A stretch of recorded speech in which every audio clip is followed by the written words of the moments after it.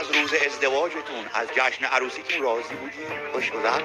خیلی. آره و اینکه ما اصلا عروسی نگرفتیم. خب اون چیزایی که ما شنیدیم احتمالاً خیلی حقیقت نداشت.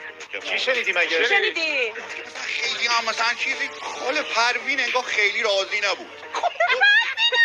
گفت برنجشونی که هم انگار نپخته بود. حالا ما چیکار داریم؟ حالا خوشبختیم. اسم خاله پروینه واقعا؟ گفتم بعدن هم گفتم خیلی رو حرفای خاله پروین چیز نکن. خاله نسرین هم گفت انگار ژلهشون یکم وا رفته بوده. حالا به ما چه؟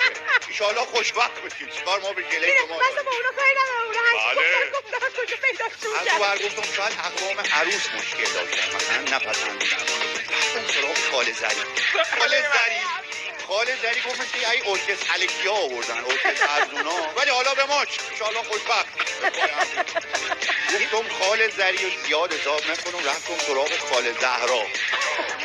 خاله زهرا گفت که انگار نمیدونم حالا چی شده. گفت انگار قاشق چنگولای مراسمتون هم کرایه‌ای بوده که گفت جای چربی ماکارونی هنوز روش بوده. حالا اصلا به ما چه؟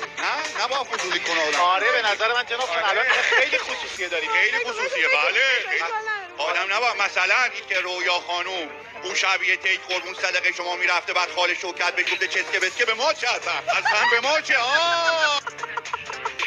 خانم عبدالرزاقی داریم از دست میدیم. بله گبه جایه.